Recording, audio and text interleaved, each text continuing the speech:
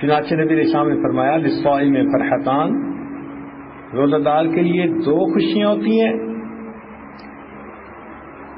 یفرحہما اذا افطر فرحا، جب روزہ افطار کرتا ہے تو اس وقت بھی وہ خوش ہوتا ہے، اور وَإِذَا لَقِيَ رَبَّهُ فَرِحَ بِصَوْمِهِ، اور قیامت کے دن جب اپنے رب سے ملاقات کرے گا تو اس دن بھی اس کو خوشی نصیب ہو جائے گی۔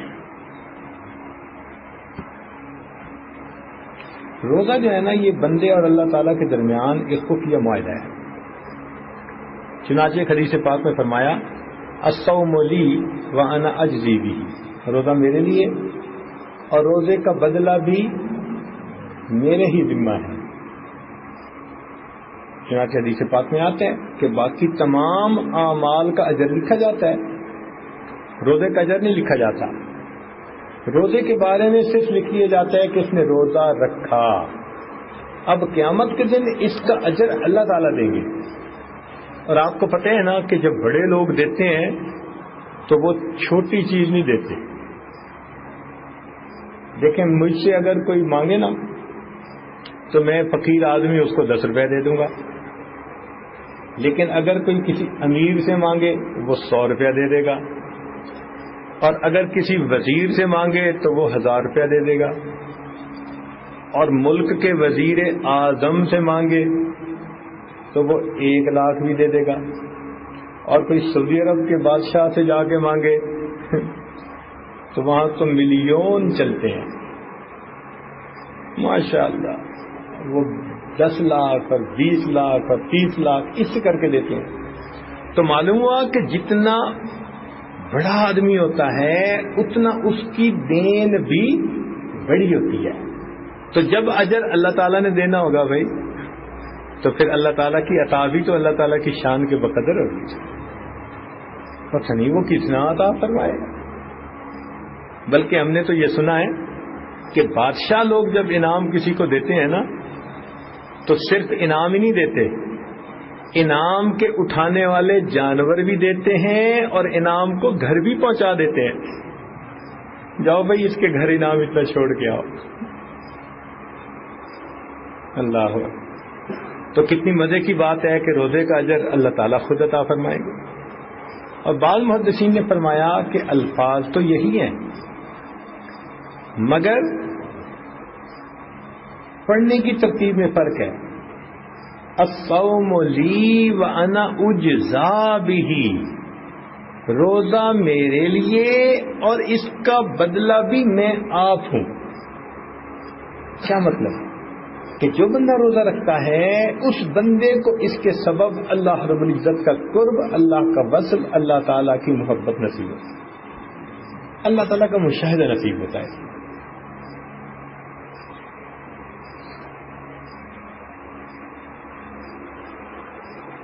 چنانچہ روزہ جو ہے نا یہ بے مثال عبادت ہے، بے ریا عبادت ہے۔ روزے میں ریا نہیں ہوتا۔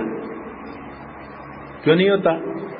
اچھا دیکھیں بھئی آپ نے روزہ رکھا ہوا ہے، آپ وضو کر رہے ہیں، پیاس ہے نا، تو جب آپ کلی کرنے لگتے ہیں تو اگر آپ چاہیں تو آدھا پانی اندر لے جائیں آدھا باہر نکال دیں، کسی کو کیا پتا۔ لیکن آپ جتنا پانی لے کے جاتے ہیں سارا کا سارا باہر نکالتے ہیں تو مخلوق کو تو پتہ نہیں نہ چلتا۔ تو معلوم ہوا کہ اگر آپ نے پورا پانی باہر نکالا تو پھر کس کی وجہ سے نکالا؟ اللہ کی وجہ سے نکالا۔ اس لیے روزے کے اندر ریا نہیں ہے، چونکہ ریا نہیں ہے اس لیے اس کا اجر بہت زیادہ ہے۔ بس سمجھ آ گئی؟ اللہ اکبر کبیرہ۔ چنانچہ ہر چیز کا سیزن ہوتا ہے، پھلوں کا سیزن، گرمیوں میں انگور، تربوز، سردیوں کے اندر میوے، سیزن ہے ہر چیز کا۔ یوں لگتا ہے کہ رمضان المبارک اللہ رب العزت کی طرف سے بخشش کا سیزن ہے۔ جب کسی چیز کا سیزن ہو نا تو پھر وہ چیز کم قیمت میں آسانی کے ساتھ مل جاتی ہے. سیزن جو ہے، لوگ کہتے ہیں جی سیزن میں گندم خریدی تھی تو 420 روپے، اور جب سیزن گزر گیا تو وہی 800 روپے کی بکی.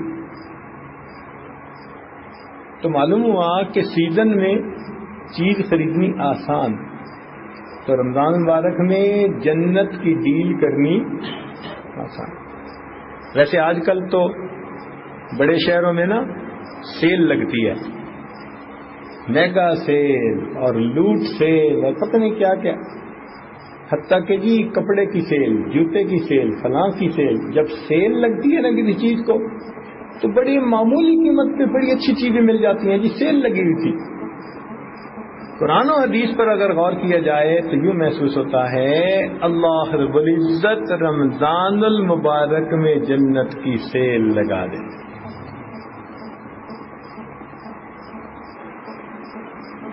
یا اللہ.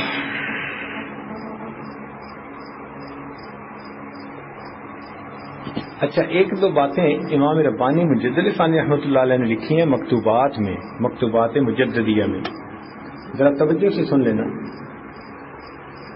جیسے ایک وقت ہوتا ہے نا جب سحری ہوتی ہے تو دن کی روشنی کا آغاز ہو جاتا ہے، صبح صادق، ایسے ہی ہوتا ہے نا.